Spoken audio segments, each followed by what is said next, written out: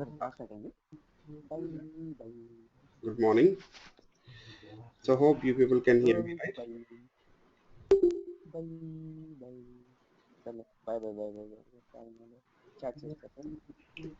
Good morning. Yes. Okay. Cool. So let's start. So please mute your mics, all of you.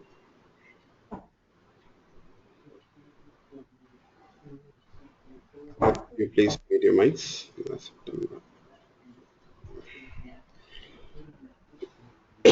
I'm sorry.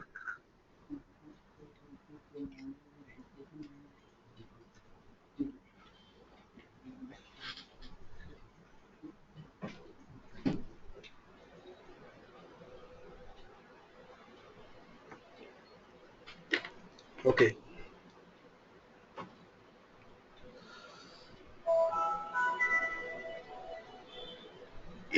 So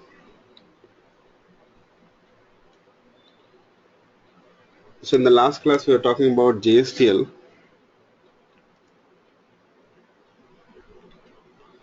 We saw different types of JSTL tags like core tags, function tags, formatting tags, and all. Okay. Yes. So today we'll do one thing. We'll go through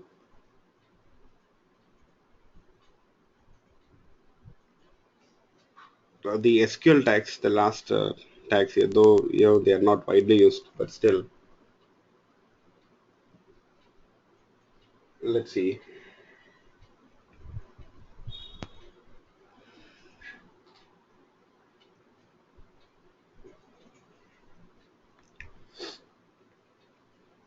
So first of all, so if you want to use this SQL tags, import this tag library.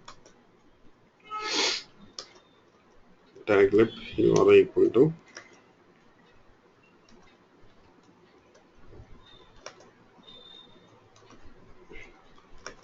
prefixes SQL. Yes.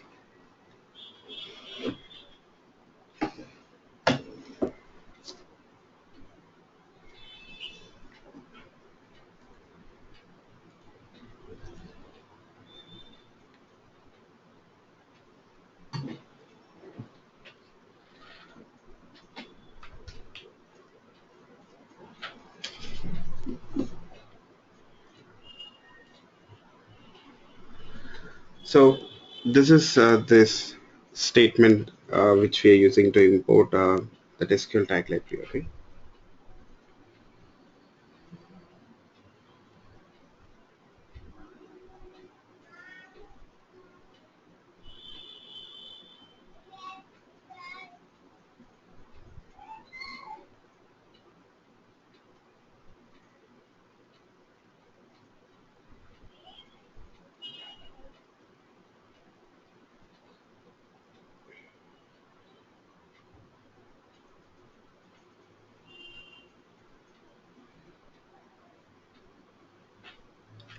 Okay. Yes. Now what we can do with this SQL tags?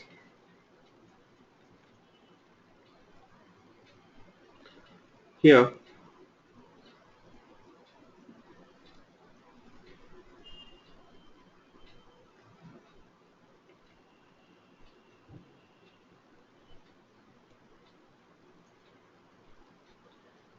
SQL tags can be used to interact with the database server, to fetch the records, to update the records, and all such things.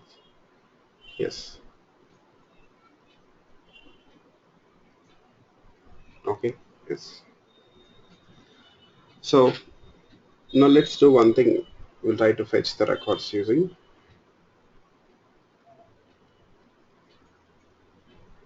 this SQL tags. So first of all,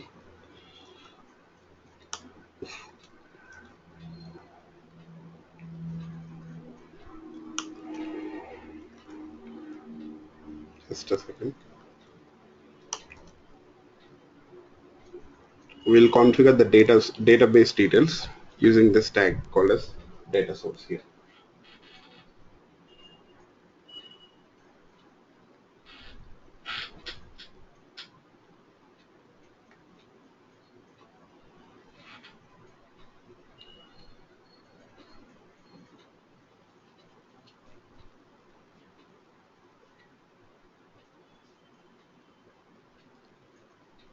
So set data source tag is used.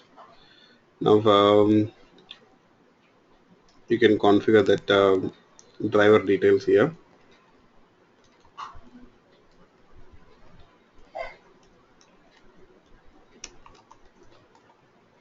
and you can configure the URL.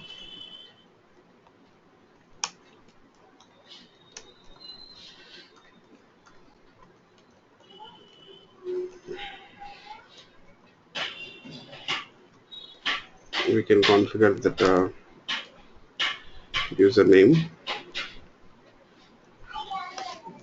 and the password details. Yes.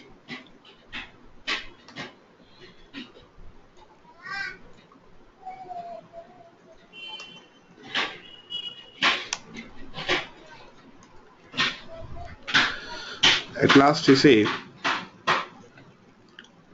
I'm just giving a name, a reference to this particular data source which we have configured. So let's say we'll call it as MySQL DS.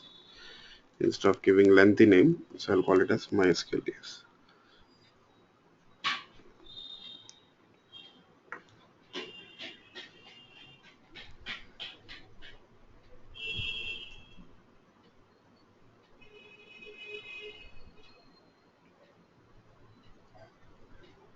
Okay. So we have configured the data source details here.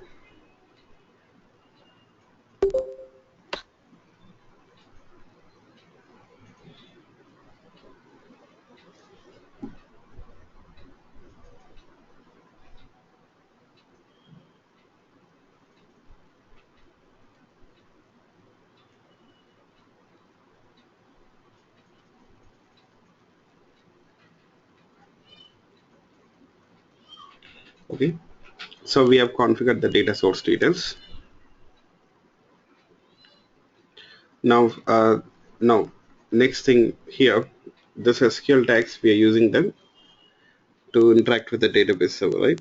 So I want to write a query to fetch the records. Yes. So we'll try to write that query. So we have this query tag for that purpose.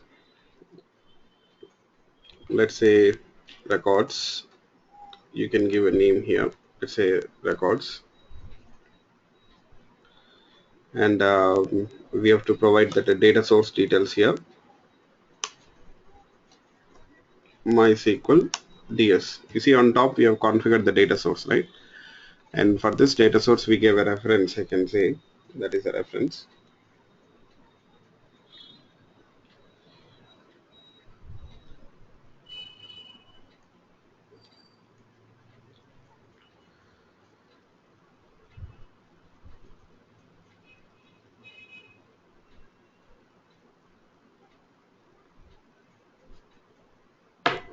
Sorry. So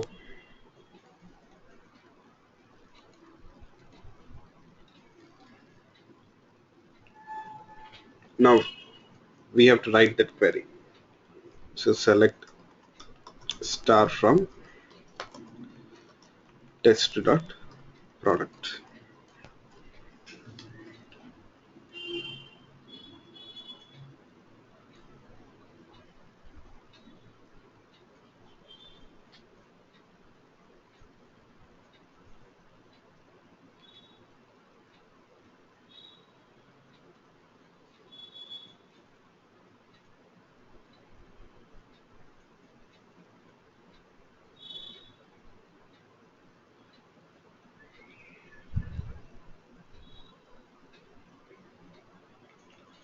Yes.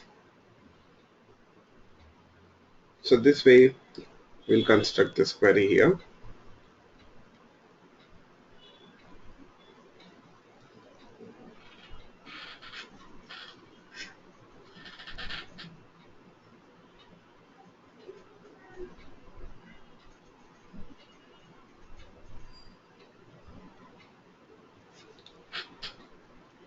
So the next thing is, you see, this query will be executed.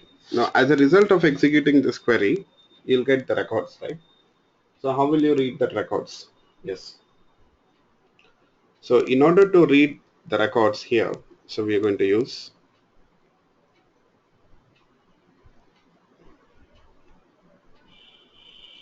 for each tag itself. Yes,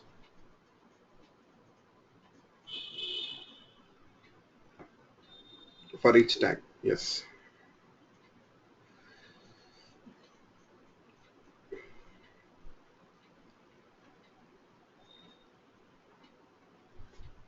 So let's use that for each tag. It's a core tag, right?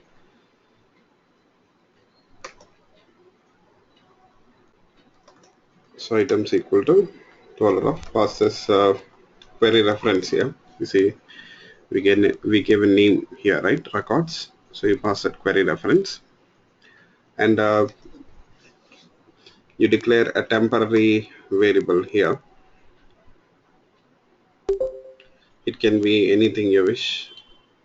Let's say rec something like this. So now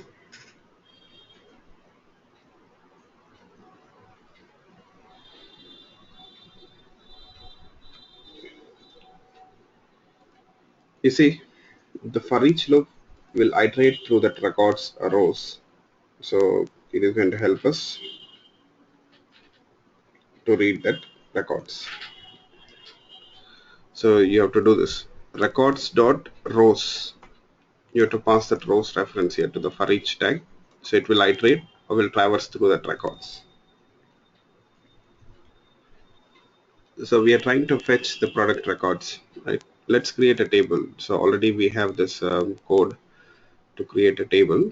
So I'll make use of that code. Okay.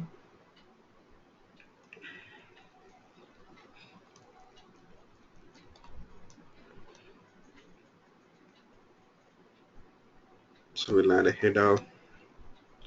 We'll add column headings and all. Let me close this table. The main thing is we need to concentrate here, especially. So now for each iteration, this for each tag will read one record or one row, I can say. Yes.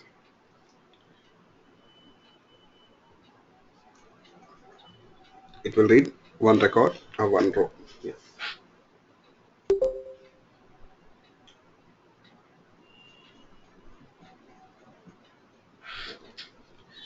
So now we'll use that temporary variable here to read that data. Yes. See, we got a C out tag here. It's a core tag, one of the core tags, which is used to display some content. So value dollar of now record dot. Let's specify the column name here underscore ID. That's it. I'll explain in just a minute, all of you.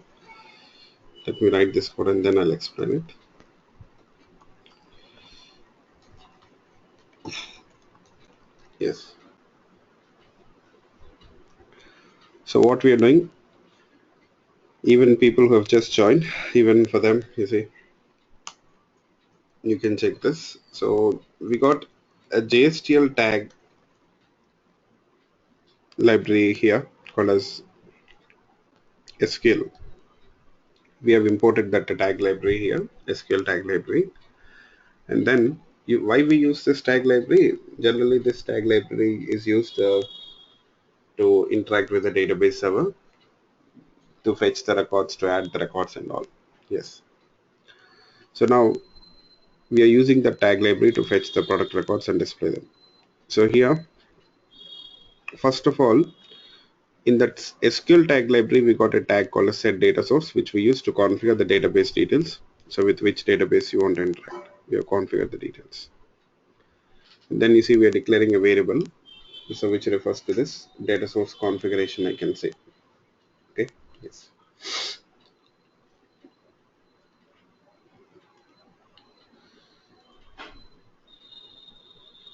So after that, you see, to execute the query, we use this query tag here. To execute the query, we use the query tag. Yes.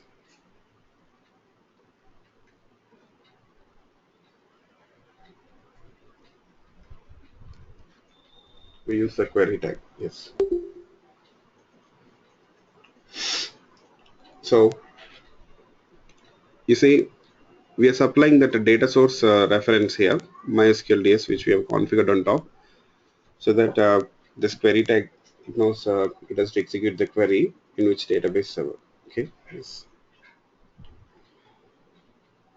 I'm sorry.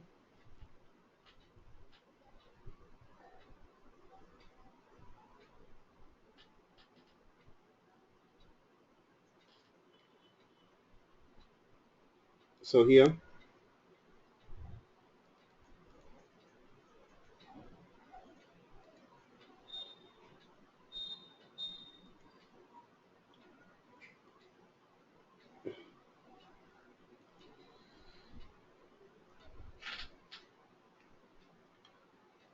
we are supplying that data source reference, and we are just giving a name to this query reference records. It can be anything. That reference can be anything here, so we are giving it as records. Okay. Yes. So now we are constructing that query here. You see, this is the query, so which you want to execute, right? So let's start from test.product. That means you're fetching all the product records here. Yes. Next,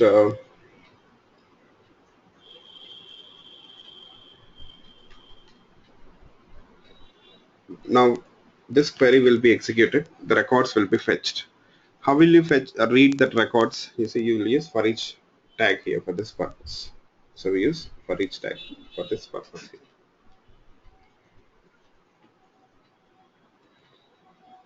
Okay. So now you see that this records, it refers to that query. Records.rows means, so you can think of it as a kind of you know, a result set object here. Rows, you can think of it as a kind of result set object. Okay. Yes.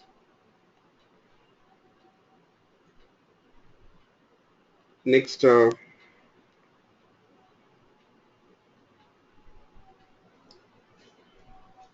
see,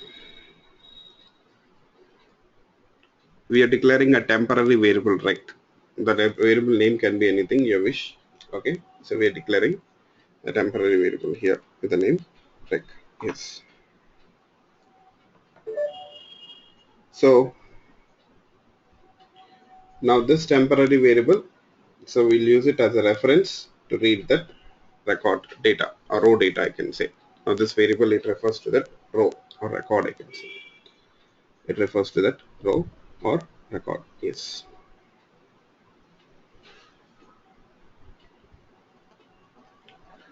So now you see, we have to read the data column wise, right?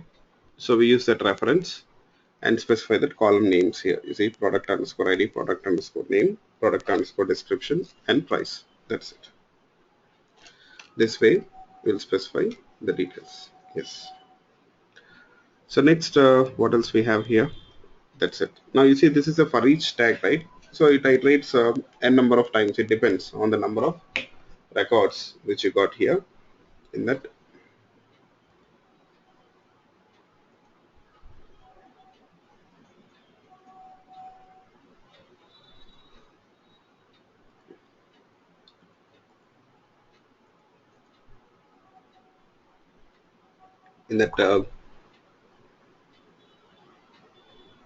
table.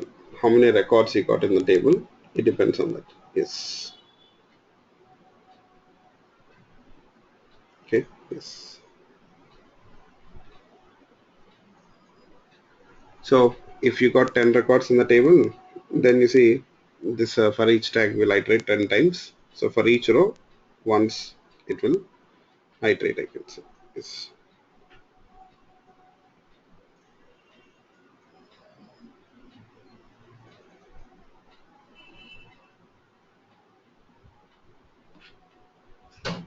Okay.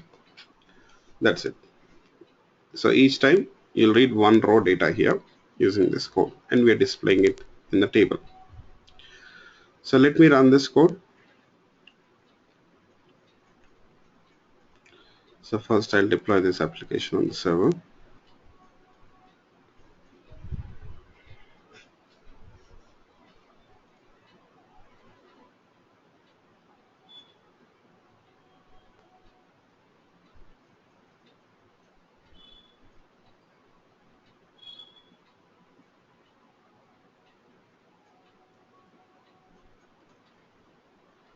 So I'll call that test JSP page. You see, you got the records. So this way you can use that SQL tags here to interact with the database server. So hope you people got it. So any questions in this regard, please let me know.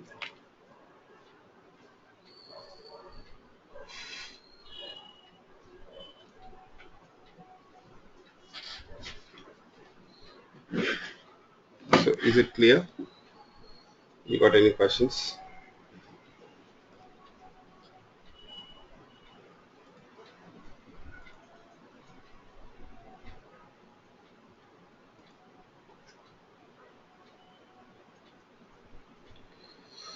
Okay, good.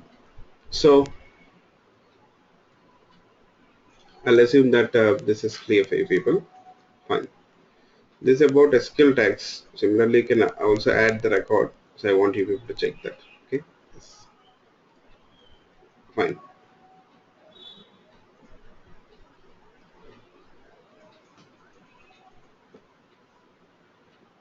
So this is about the JSTL, so which we can use in the JSPs to present the data here. Okay. In order to present the data, so we can use it. Fine. So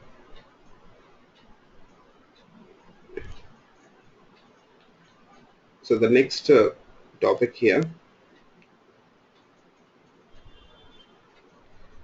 which we are going to discuss, is Hibernate. Okay, so we are done with this JSP part now. Let's move on. So we are done with this JSP part. So let's move on to the next topic. Yes. So you'll come across it again in web application development. Now we saw web application development using um, servlets and JSPs, right? And we also saw struts framework. Even there we have used this JSPs to present the data. Yes. Even in Spring MVC, again, it is one of the modules where you'll see that JSPs again. So we'll be using different set of tags here. Yes. So now we are going to talk about a totally different type of topic. So far we have always dealt with web applications, right? But this time we are going to deal with something related to the persistence, very high end. Okay, that is Hibernate framework. Yes. So Hibernate is a framework which provides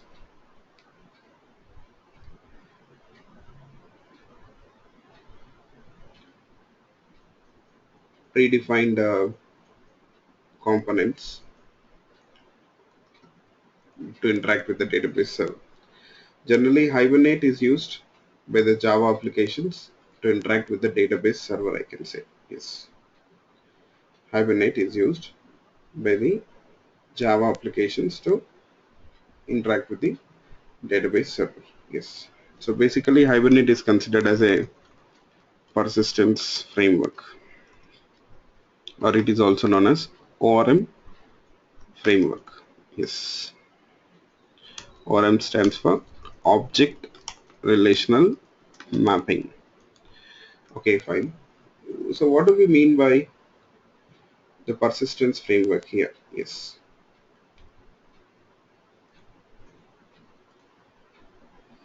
Persistence means, yes. What do we mean by persistence? Any idea?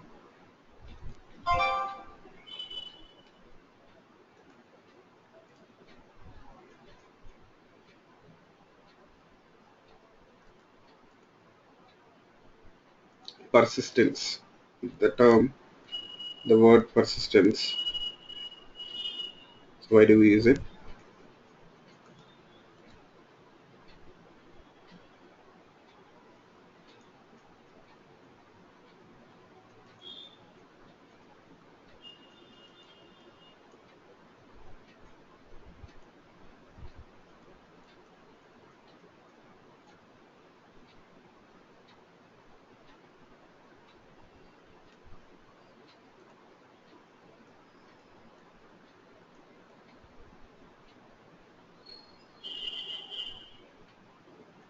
So persistence means which has got something to deal with permanent storage. Persistence means which has got something to deal with permanent storage here. Yes. Okay, that is persistence. The term persistence we use to refer to permanent storage. So using Hibernate, you know, Java applications will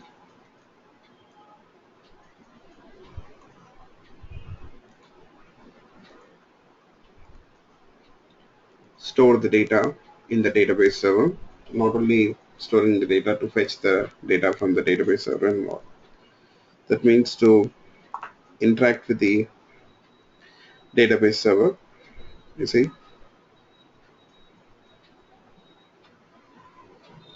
we use Hibernate framework. But you know that already there is a framework, sorry, there is an API in Java which we use to interact with the database server, right? So what is it? We got a API, so which we use to interact with the database server, right? So what is that API which we have already in place?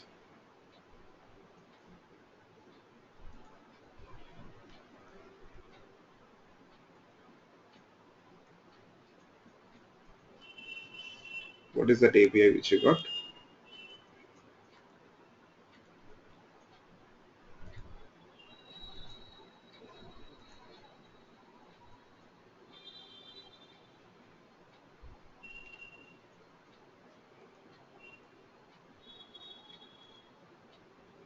Yes.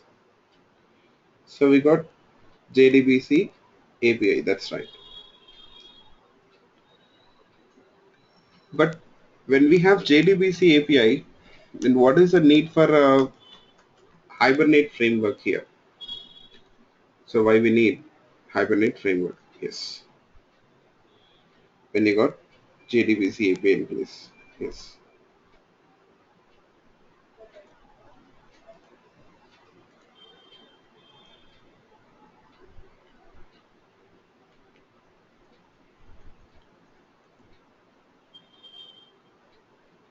To reduce, okay, I got one answer.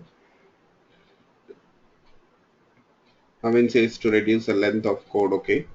Uh-huh.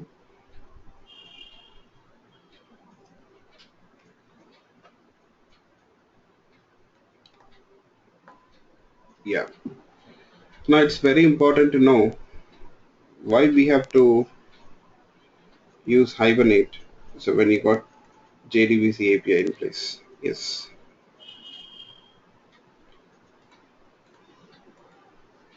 So first of all, in order to understand this, you need to know the limitations of JDBC API. So there are certain limitations or drawbacks for JDBC API because of which, you know, we use because of that we use this Hibernate framework. So what are the limitations? Let's see. First of all, yes, code redundancy. So we have to write a lot of redundant code when it comes to JDBC API. Yes, code redundancy will be there.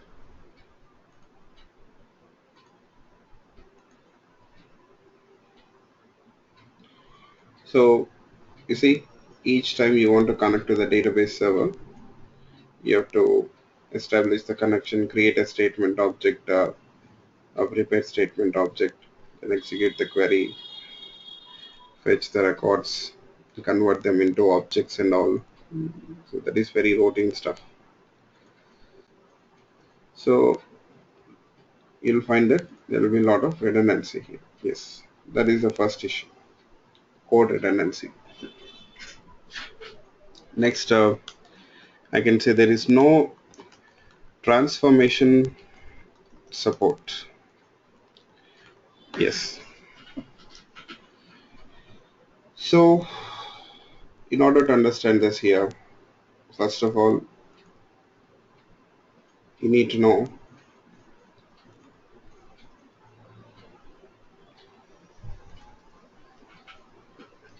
one important thing. Database servers, you see, based on relational concepts. And when we talk about Java applications, they're based on object oriented concepts. So now how is data represented in the database servers? Yes. How is data represented in the database servers?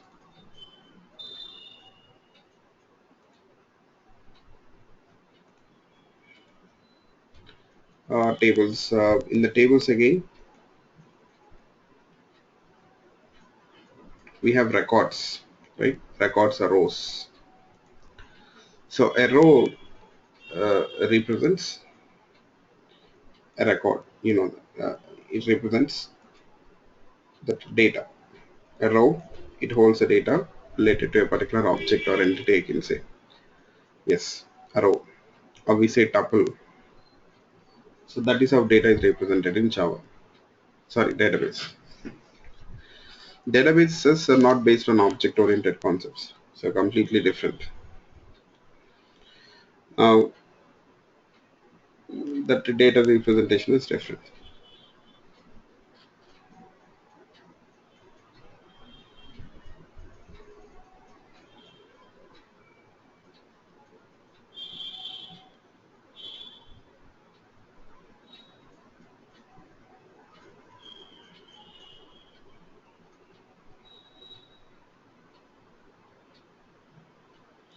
Here in Java, you know how is data represented as objects. Java is object oriented. Always you see when it comes to Java, so we use objects here. Yes, the standard data representation here is objects. So database servers are based on relational concepts, and you see the data here, it is represented in different way when it comes to Java. Sorry, database servers, it is different. Yes.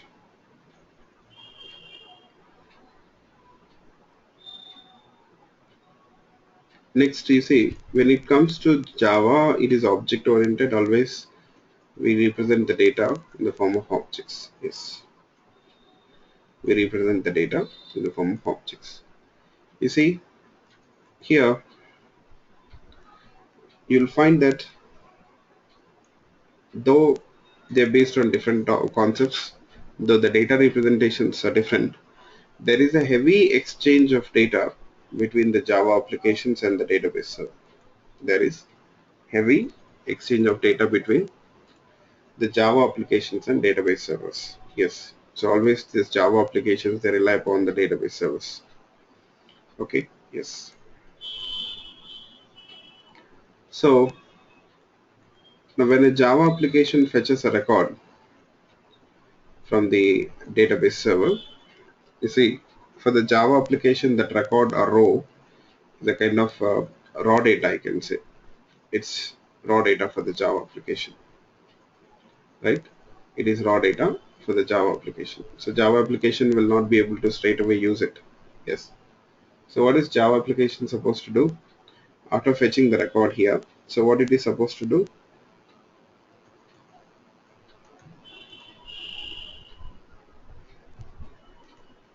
it is to transform that record or convert that record into an object, right? Yes. So we'll read the data from that row or record and we'll store it into object here. That is what we'll be doing, right? So this transformation code, so for transforming that row record into object, is there any support in JDBC API? Do you see any support to transform that record which is fetched into an object? Yes. Have you noticed any such support in the JDBC API? I can say no. No, there is no such support. Yes. So you won't find any support to transform that record or row into an object, or vice versa also. Even vice versa, it is not possible. Let's say if you got an object, you cannot transform it into a database recorder row. You cannot transform it into a database recorder row. That means there is no support in the Java applications for that purpose. Yes, fine. Sorry, in JDBC API.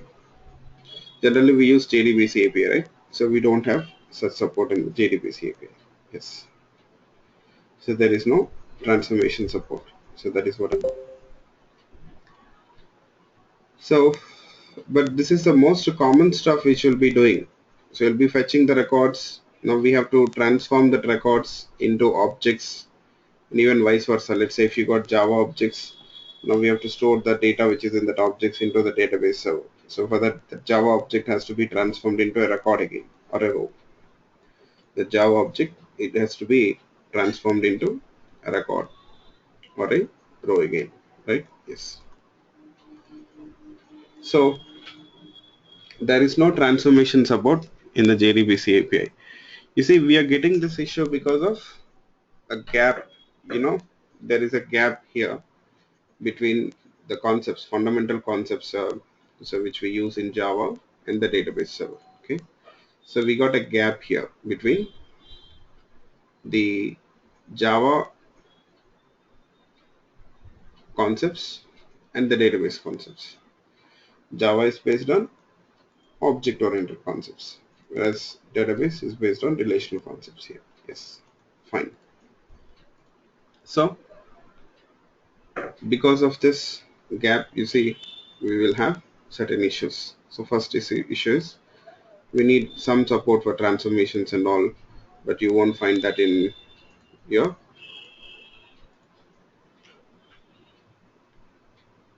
JDBC API. Next, Java applications which we develop using JDBC API are database dependent, I can say. Database dependent. Yes.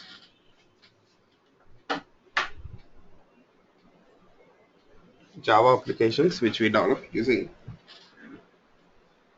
JDBC API are database dependent. So what does that means? So that means, let's say if you develop a Java application using, let's say using JDBC API, and let's say it interacts with the Oracle server. Now that same application which you have developed to interact with Oracle server, so you cannot use it to interact with the MySQL server. Okay, you cannot use it to interact with MySQL server or some other server. Yeah, straight away that way we cannot use it. You need to make some changes. Yeah. So if you develop a Java application to interact with the Oracle server, then you can only use it to interact with Oracle server. So you cannot use it to work with some other server. So why? What is the issue here? Can you people tell me why it is not possible?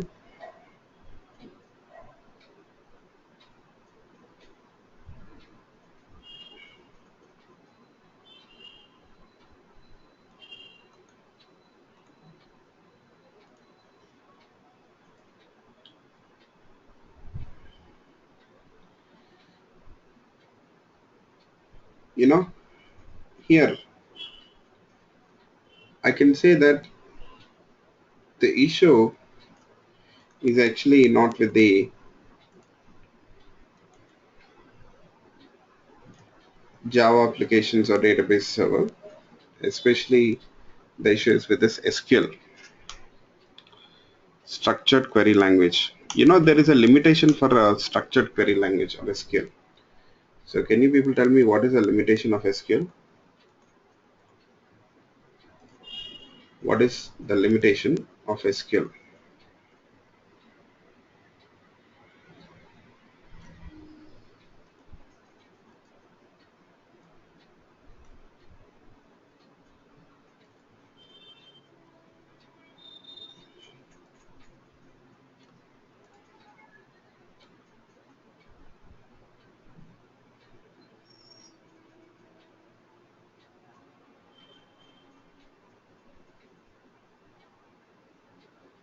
Okay, you know, you'll find that from database server to database server, the syntax of this SQL will vary from database server to database server.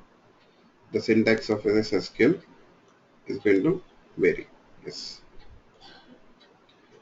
So,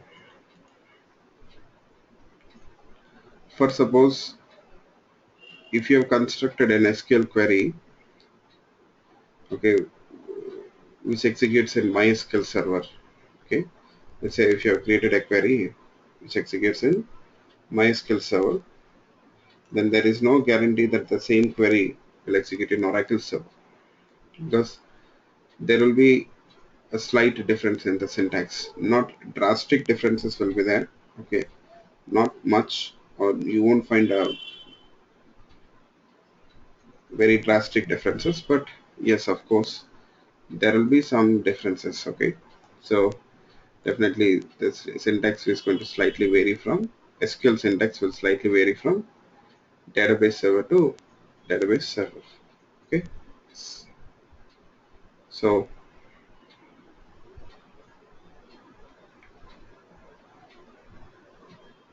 hope you people got it.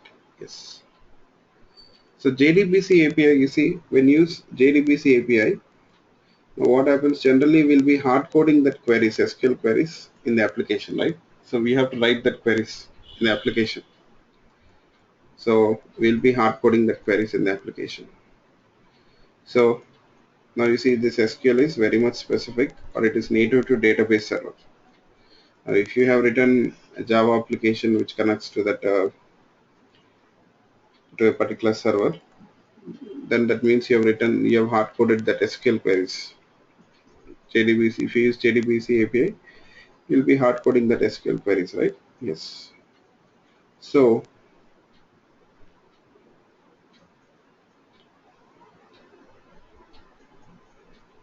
now if you want to connect to a different server, then you have to change this queries. So that's the reason why we say that Java applications which are developed using JDBC API, they are database dependent because of this SQL.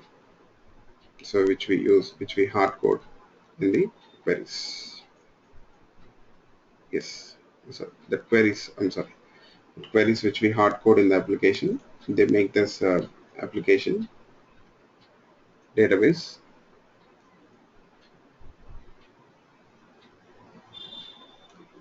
dependent. Okay. Yes. So is it clear for you people?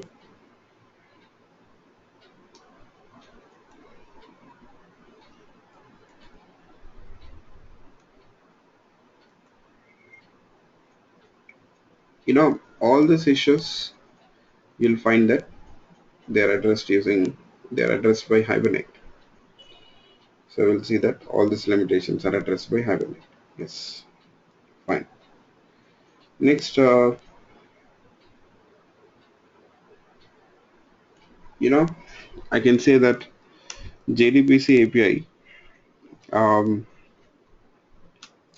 it doesn't support, no support for inheritance mappings, I can say. There's no support for inheritance mappings. So what does that means? You know, again, because of this gap between the fundamental concepts which we use in Java and database server, so this issue will arise.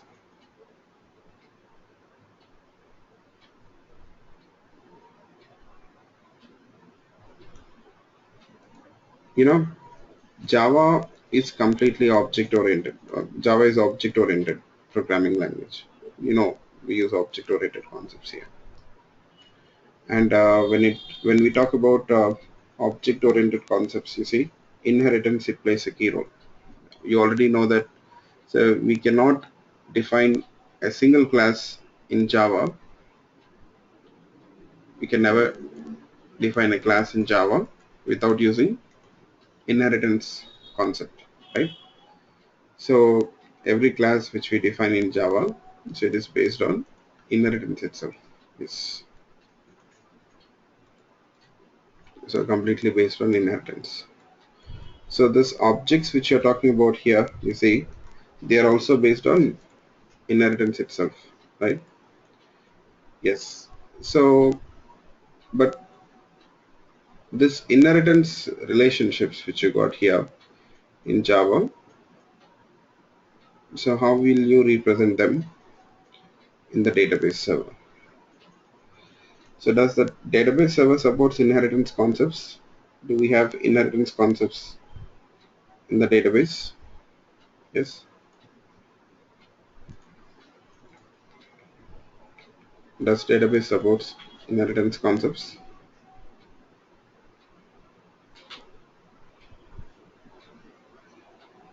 No. That database servers, they don't support inheritance concepts. Okay. Yes. Database is based on relational concepts. Relational concepts, they didn't provide the support for inheritance. So they're totally based on different concepts. So, but you see, this is essential. This is a requirement for us. So always objects will be based on inheritance, and we have to map that inheritance relationships in the database server so appropriately. But we don't have any support in the JDBC API for this purpose to deal with this inheritance mappings. So database server didn't address this issue as well. Yes. Okay.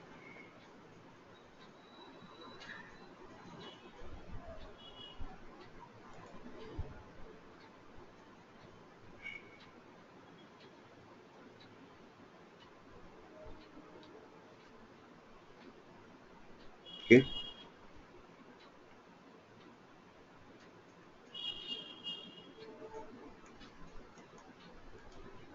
So this is another drawback, a limitation I can say. Now last thing is no caching support.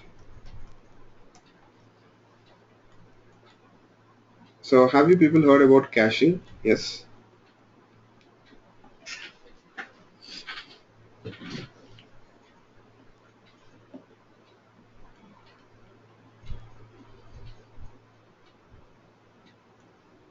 Yes. Caching means, any idea about caching? Can you people tell me what is caching? Okay.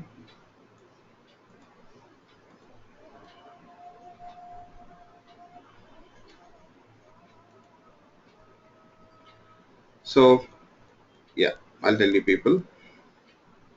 Now for suppose here, let's say you consider any DB interactions.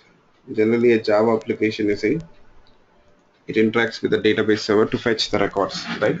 So let's consider fetching here. Mainly caching is related to fetching the records. So now you see, based on that requirement, so Java application, it has to fetch the records from the database server. So if a client places a request for any records, so they have to be fetched. For suppose you got some record, some XYZ record. You see, whenever the client places a request for that record, it has to be fetched. Yes. Now the client may place a request to fetch that same record repeatedly. Yes, sometimes you'll find that. So the same record has to be fetched multiple times, n number of times. Can you people give me some examples why the same record has to be fetched more than once, n number of times? Any case, any example which you can tell me.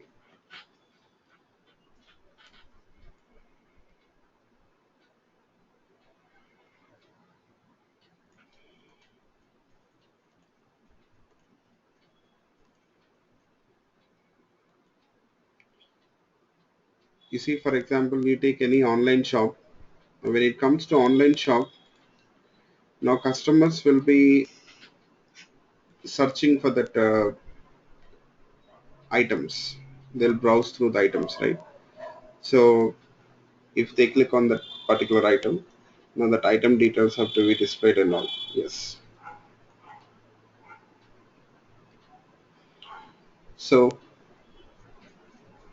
that item details will be same every time the client places a request. You see, they have to be fetched.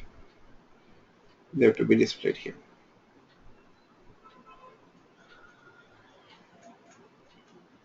You know,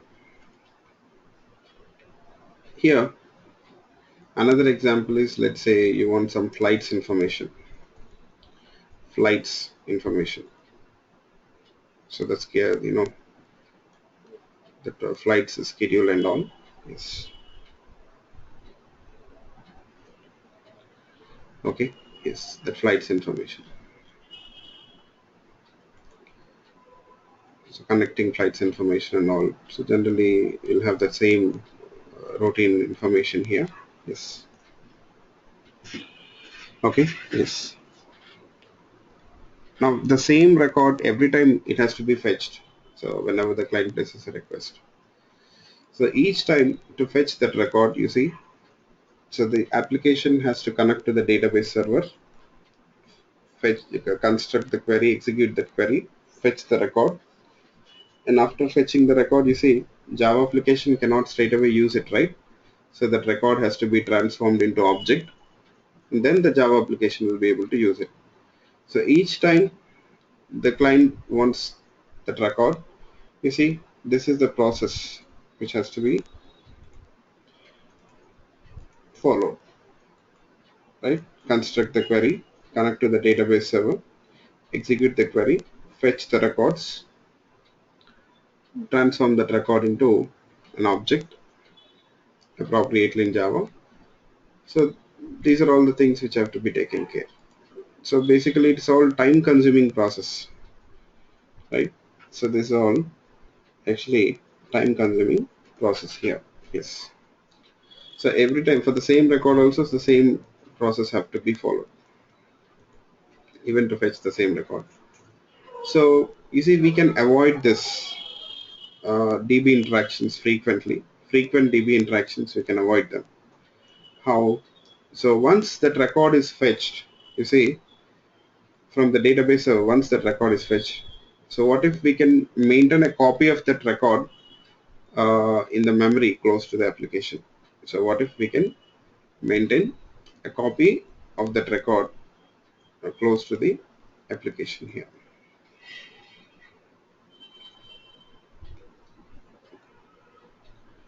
So here you see, next time if the client places a request for this particular record, then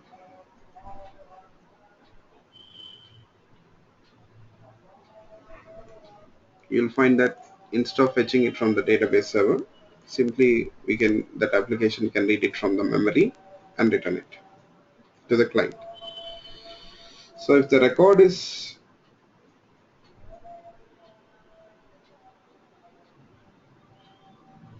the time taken to fetch the record from the database server, so if you compare it with the time taken to fetch the record or read the record from that memory, you see, you'll find that the time taken to fetch the record from the database server will be more compared to the time taken to fetch the record from the memory, to read from the memory, right? Yes. Hope you people got it. Yes. Okay. So this is caching actually. What is caching? Maintaining a copy of that record which is fetched from the database server close to the application in the memory. Okay. Maintaining a copy of that record in the memory close to the application. Okay. So that you see the application may not interact with the database server if it needs that record again. Okay. Yes. Fine.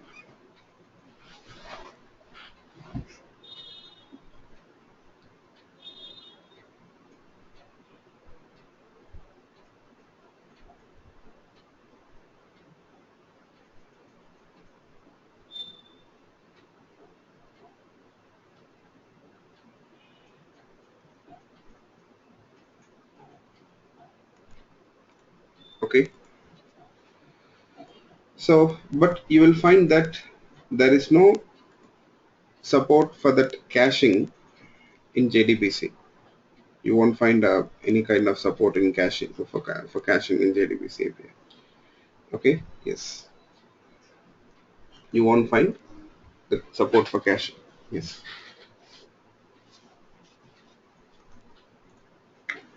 In JDBC API, there is no such support for caching. So, but if your application provides caching, sorry, if the API provides caching support, then you will find that it will take very less time to fetch the records. So once the records are fetched, if they're cached, right, the time each time the application need not interact with the database server and all, right? Yes. So that would be the advantage of using the caching concept here. Okay. So now the other thing is here, even people talk about exceptions. You know, it is considered that in JDBC API, the exception hierarchy is very vague. It's not descriptive. People say that the exception class hierarchy is very vague. So for set of exceptions or errors, for set of errors, the same exception is thrown. For set of errors, the same exception is thrown here. Yes. Okay. Now we have to trace it again. Try to check what's the issues. Yes.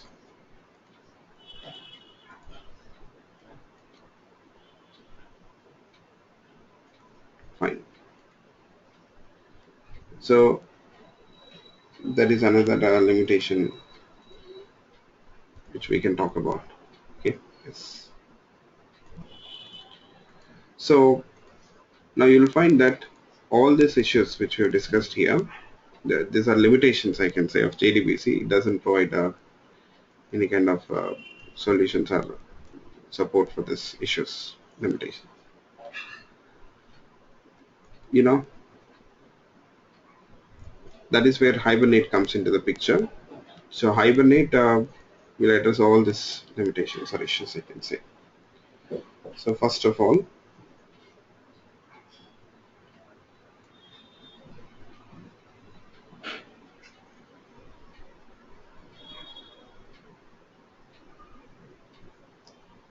you see the code redundancy issue. So that is addressed by Hibernate.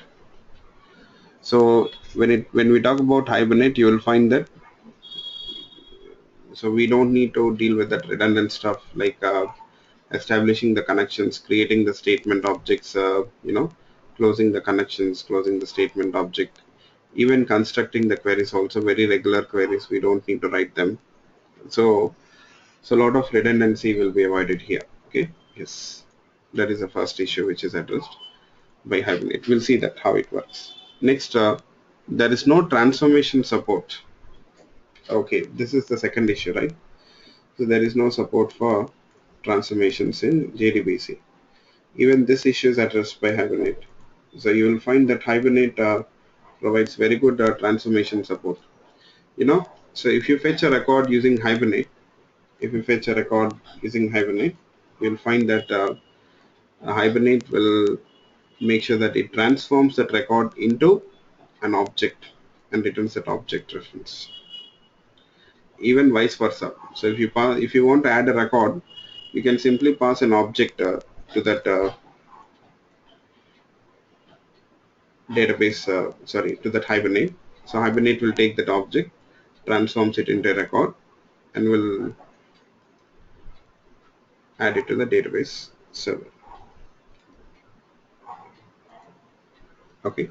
Yes. So there is very good transformation support here, I can say. Next, DB independent. Even this issue also is addressed. You will find that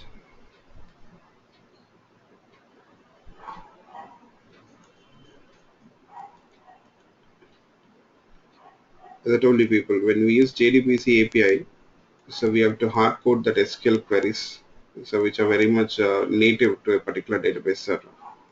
So SQL queries, the syntax of SQL queries will change from database server to database server. Yes.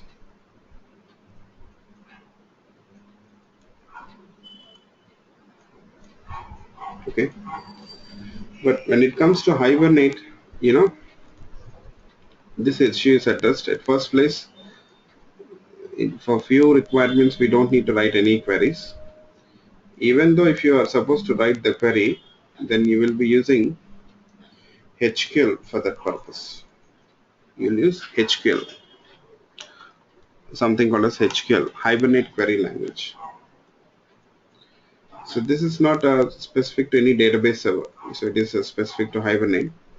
So whenever we write this HQL query, so if you want to execute this HQL query, you see what happens. This HQL query will be translated into an appropriate SQL query. It depends on the database server, with which database server you're trying to interact. Based on that, Hibernate will appropriately generate a SQL query which is native to that particular database server. So always Hibernate will check with which database server it is supposed to interact. So for suppose if it is Oracle, then it will uh, generate a query which is native to Oracle server, I can say. It generates an SQL query, so which is native to Oracle server. Similarly, if Hibernate is supposed to interact with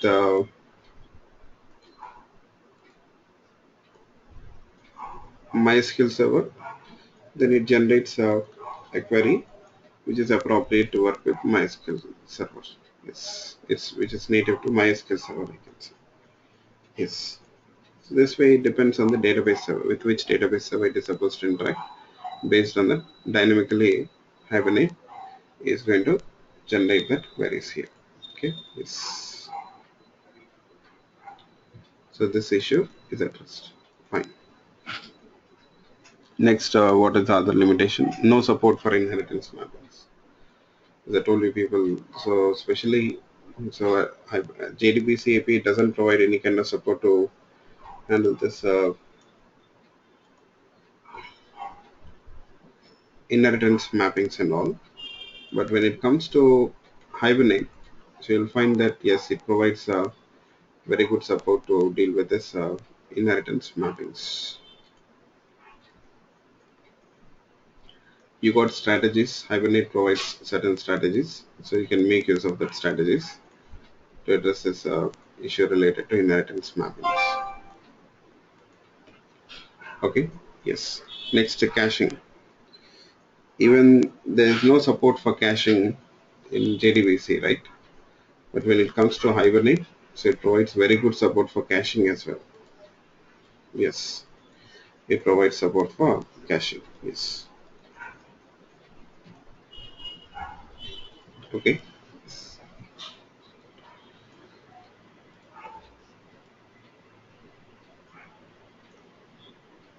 So this way Hibernate will address all these issues. I can say that Hibernate, you see, it helps us to fill up that gap which you got between the Java applications and the database server. So it acts as a bridge between the Java applications and the database server, I can say. Yes, fine. So now let me show you people a sample example here. First we'll see an example. So then we'll develop it from the scratch, of course. You know that so I will develop everything from the scratch.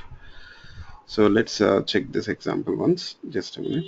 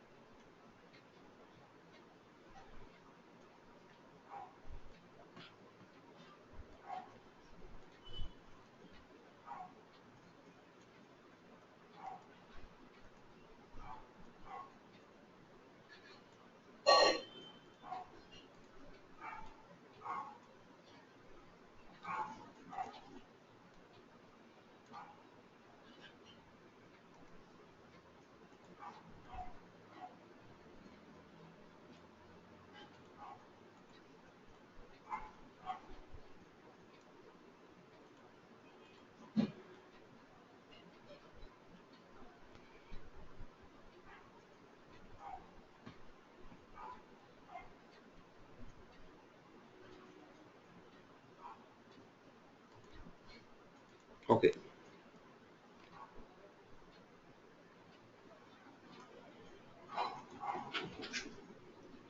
So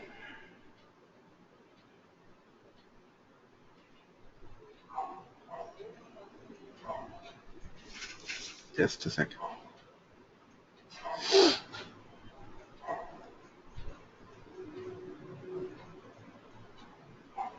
So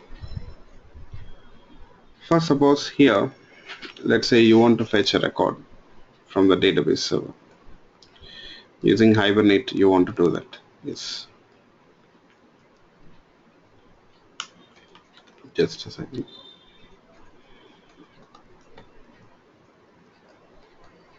Just ignore all this code.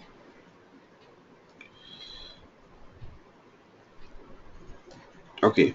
You see, if you want to fetch a record from the database server using Hibernate, so what records? Let's say you got item records.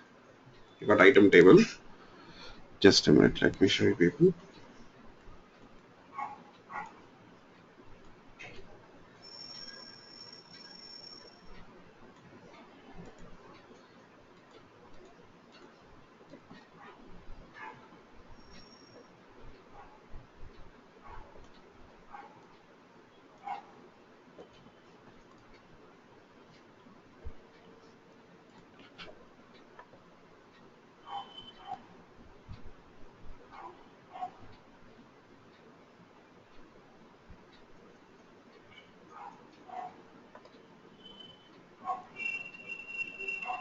You see, let's say these are the records which you got in this table.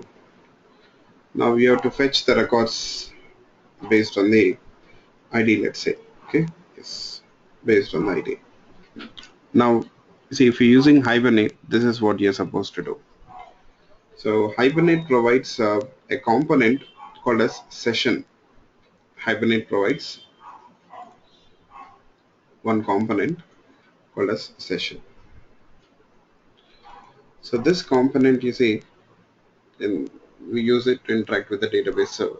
So in the session, we got a method called as get, so which we use to fetch a record from the database server. You see, to this get method, so you'll pass that item class name. You're passing the item class name. You see that item records which you got here, when it comes to Java, so they're represented as item objects. So for that item objects, we got a class here now. Okay. Yes. So here we are passing that item class name as well as that ID. So which record, which item you want to fetch, the details you're passing here.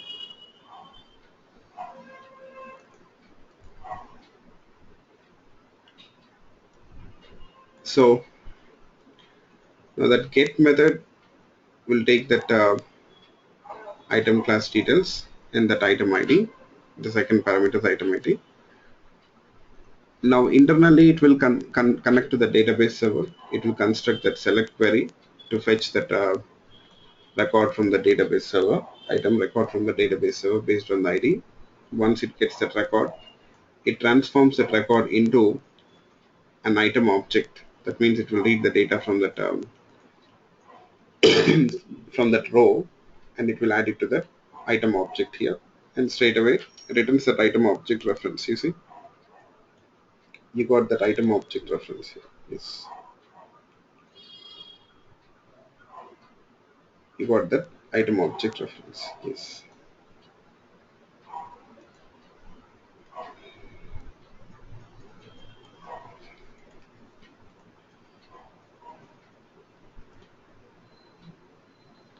Okay. Yes. So now you see we don't need to worry about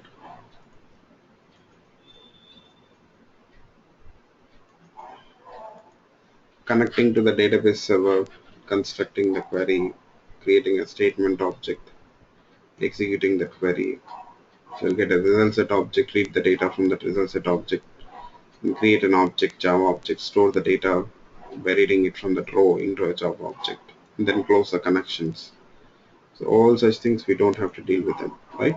So now they are taken care by the Hibernate framework itself. Yes. So this is pretty simple and straightforward. Now you might have some questions in your minds. How this session will know, this Hibernate's session component will know with which database server it is supposed to interact. Yes.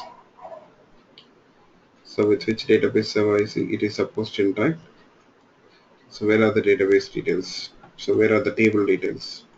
So you won't find anything here, right? Yes. Generally, you'll find that we'll configure those details in a XML file here, the database details especially. So we'll configure them in the XML file.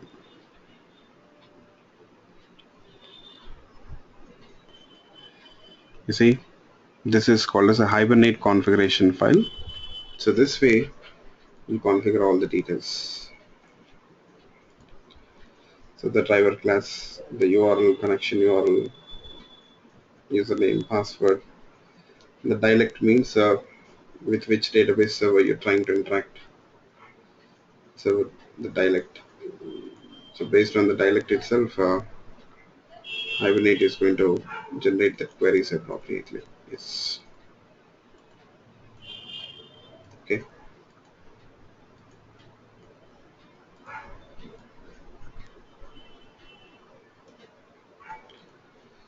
So this is how we'll configure the database details. Next, what else you have here?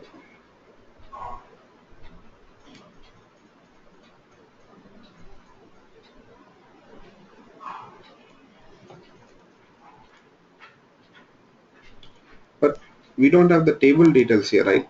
So how the Hibernate will know with which table it is supposed to interact, and you see, not only that, the columns data when it fetches, so it has to store it into which property of that object, item object. So where are such details? See, you'll find that here we have the details in the item class itself. This is your item class.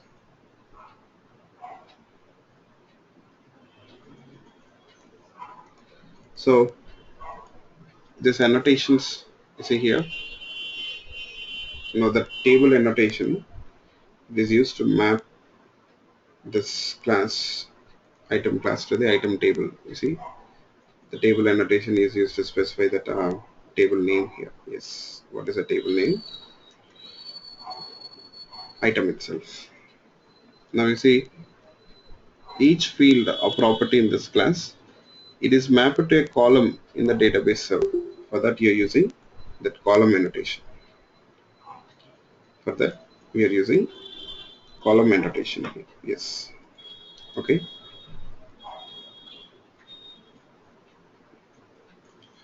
So on top of every field you have that column annotation. You'll find that we are mapping these fields to that columns.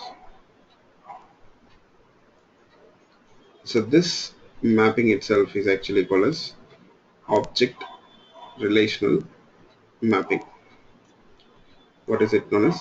Object relational mapping here. Yes. So class, it represents an object, right? And you see, the table represents a relation. We call it as a relation. Table is actually known as a relation. So that means object to that the table mapping which you got here. So that is actually called as object relational mapping here. Yes. So who will use this information, this mapping information? Yes. So who will use this mapping information?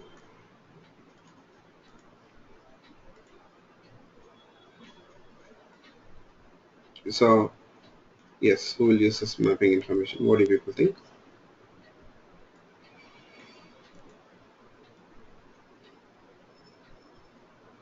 So Hibernate is going to use this mapping information.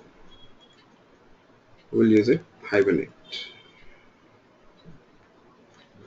Hibernate will use this mapping information. So based on this information itself, you see, it will construct the query. You see, so it will know with which database table it is supposed to interact. Through this information itself, Hibernate will understand with which table it is supposed to interact and all. You see, when we call the get method, we are passing that item class name. So this is the reason why we pass that class name, because in that class itself we got that mapping details. So in that class itself we have that mapping in details here. Okay. Yes. So hope you people got it. Yes. In that class itself we have that mapping details. That means Hibernate will understand like from which table it has to fetch that record, what are the columns in that table, so that it can construct the query appropriately, read the data from that column, and it has to store that column values into which fields or properties in this class. So all such details it will get from this mappings itself. It's called as object relational mapping. Yes. So is it clear for you people, all of you? Yes.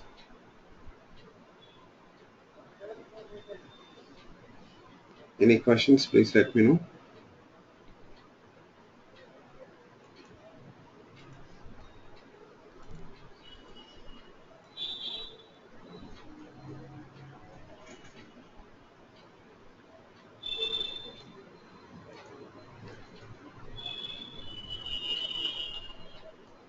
Yeah, you see, uh, when that record or row is fetched from the database server, that item record will be fetched, right? So that row contains columns and all. So you got item ID, item name, and price. So each column value, it will store it into an item object fields. So it creates, for one row it creates one object. So that row data, it will store it into that object here. So for that, what it does, basically, it will read that column data from that rows, and we'll store it into that fields, okay, in that object. Yes. So hope you got it, and also others.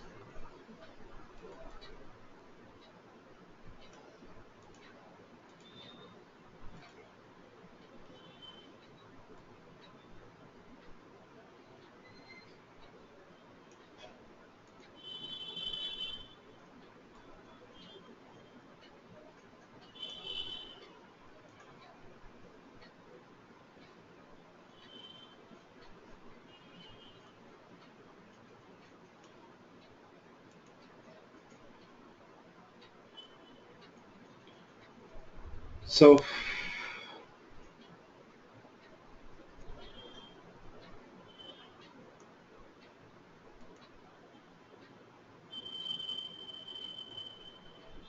you see, you'll find that we don't need to deal with connections, statement objects, constructing the queries and all. So even though you have to write the queries, but it will be not SQL query. It won't be a SQL queries.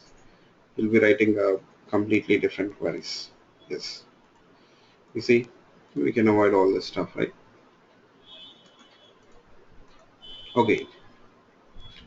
Now, how to work with this